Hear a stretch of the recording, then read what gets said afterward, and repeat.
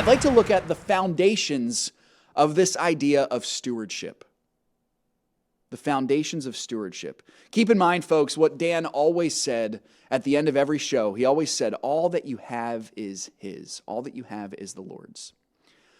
I don't want to pass that by without really getting to the bottom of what that is. You got to understand, everything that you have does not actually belong to you. None of it does. I got a little bit of a taste of this when I was renting. You know, my wife and I rented the first year and a half of our marriage, and the place that we were living in was not ours. We were paying someone else to live there. Versus owning a home, you get a little more of a sense of, okay, this is actually something that belongs to me, even though it really belongs to the bank, and you're just paying the bank for it. But even more than that, even our home that we have more ownership of than we had our apartment that we were renting, that doesn't belong to us either. Why? Because everything we have belongs to God. Everything you have belongs to God. I apologize if it's repetitive, but I want to drive that home. Nothing that you have, your money, your home, your family, your relationships, your health, belongs to you. All of it belongs to God. It's all His. Some people will look at that and say, oh, well, because it's all the Lord's and it doesn't belong to me, I don't really care about it. So I'm either not going to do anything with it or I'm just going to do whatever I want with it because it's not mine, it doesn't affect me. It's not right.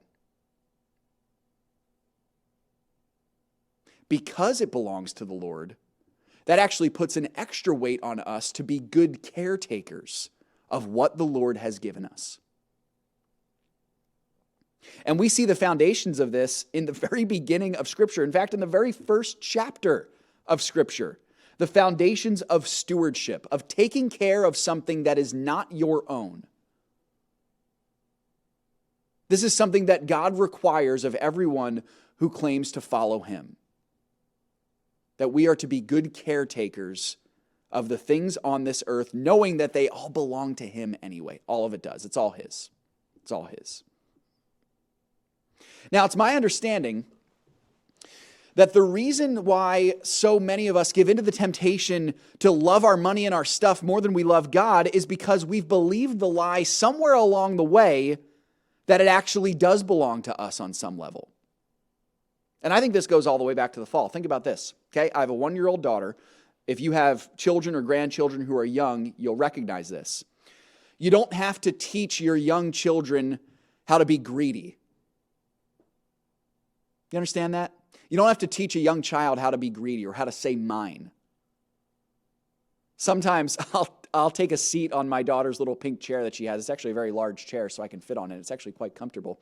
And I'll sit on the chair, and Eloise will walk over to me and she'll say, "Get off." Why? Because in her mind, that chair is mine. It's mine. Even though Daddy paid for it or Mommy paid for it, and it's in Daddy or Mommy's house. We see this early on. Sin corrupts us in such a great way that from the very beginning we learn not to hold on to the things we have like this, but to do it like this. It's mine. It's mine. And it's not just true for young children like my daughter or like your grandchildren or your children. It's true for us too. We place so much value on what we have, thinking that what we have is going to bring us satisfaction, and it's not going to. It doesn't belong to us. It is God's.